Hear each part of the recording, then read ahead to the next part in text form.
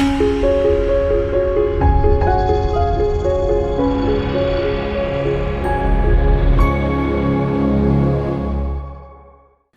Google Ads fans, welcome back. In this lecture we're going to talk about call extensions, which is an exciting type of extension, especially for call center businesses, businesses that take phone calls, that generate phone calls, that want to generate phone calls, right? It's a really important extension. So as you see here in the image, this number is a phone call extension. This is not to be confused with call-only campaigns. That's a separate campaign type. We'll cover that in a separate chapter. Call-only campaigns is where there is no headline. The headline is replaced with a phone number. They only run on mobile devices, and a click on the headline generates a phone call to a business, but there's no way to really get to the website from the ad. That's call-only campaigns. Call extensions are your typical text ads with all your other extensions, your headline, your description, but it also has a phone number attached to it. It's extending the ad with a phone number. So on mobile devices, on smartphones, a call extension is actually a button, and you could click to call if I choose to call as opposed to clicking the headline. On tablets and desktops, it's an actual number, and I could dial that number, and we'll talk about how these phone calls are tracked in a moment. With phone call extensions, you can select to only show during business hours. You could choose when these call extensions will actually show, and you could set up very easy phone call tracking using Google forwarding numbers. There are pros and cons to that. Most larger businesses, most of our clients, we will sign up for a service like CallRail or If by Phone, Invoca, Mongoose Metrics, and there's a lot of other much cheaper ones where you could buy specific numbers. But for free, and I recommend doing this, at least for call extensions, you could use a Google forwarding number, and I'll show you how that works in a minute.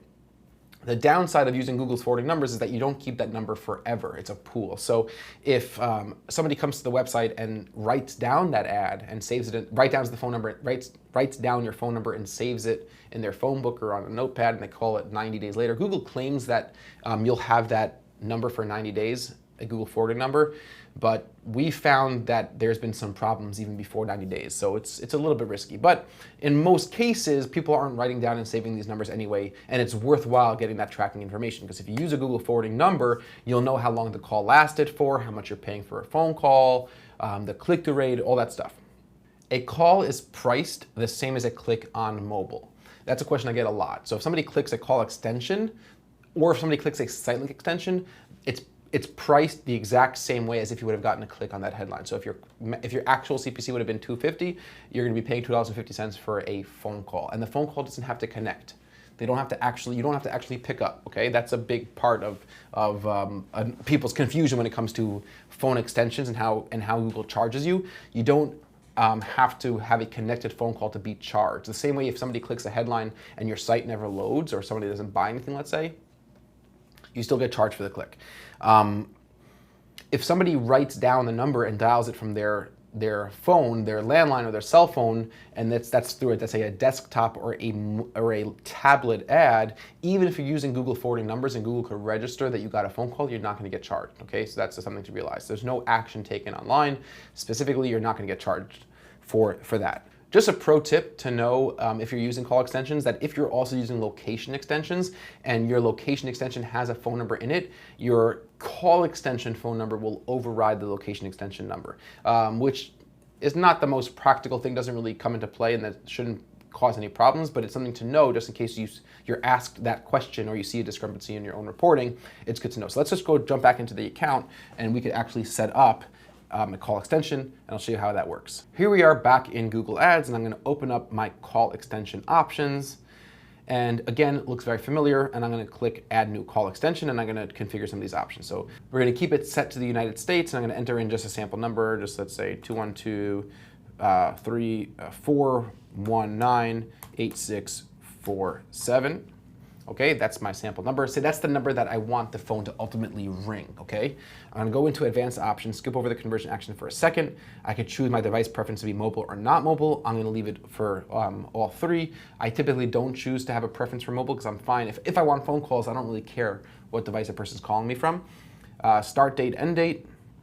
Again, same concept. If I'm running a specific promotion or I'm only going to be available during certain hours, if I don't want my phone ringing during certain hours, I can have it at schedule, different hours of the day, all that good stuff, and configure that to how it's going to suit your business best. Now let's go back up to conversion action, and the default is to use account settings calls from ads, which is going to be set up for you when you create this call extension. So if I select calls from ads, that's essentially the exact same thing. I'm not sure why Google has these two separate things. If I select no conversion action, Google will not be using a forwarding number for this call extension. If I select one of these conversion actions, Google will create this calls from ads conversion action in my account for me right after I get my first phone call, which means that let's say this is your business number, people are not going to see that number. And that's another consideration that a lot of clients of ours have dealt with when it comes to forwarding numbers.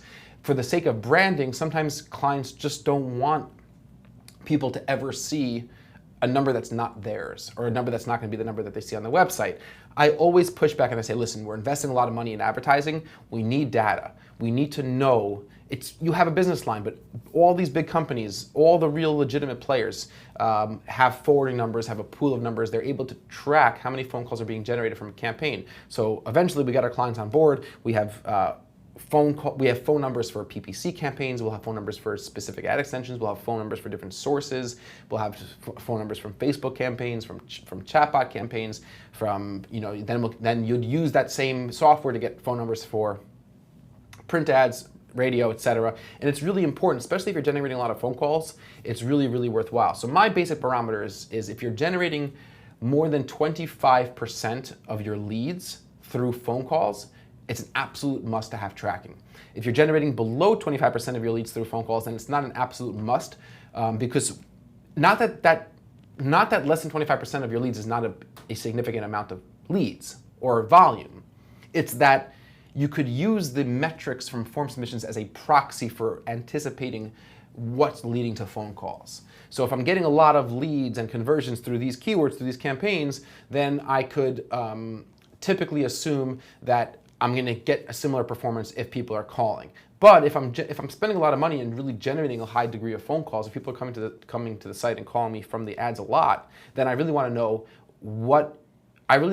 which keywords are generating these phone calls, how much my phone calls are costing, so I could then go and optimize my spend to spend the most amount of money as possible in the most efficient areas of driving calls as possible. And the way to start off doing that is with tracking those conversions. And the cool thing is once I have this calls from ads conversion tracking automatically set up for me, I could then see a bunch of interesting information, how long the phone call lasted for, the area code, what keyword triggered the phone call, what search term triggered the phone call, right? Lots of cool stuff. And I'm gonna show you all of that as we break down conversion tracking inside of Google Ads in a future section when we talk about conversion tracking. So that's call extensions.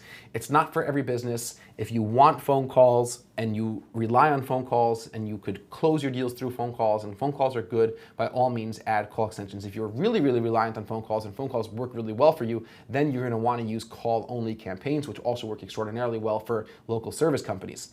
And we're gonna have a lecture about call-only campaigns for sure. And that's really all there is to know about call extensions. I will see you in the very next lecture when we talk about structured snippet extensions. Cheers for now.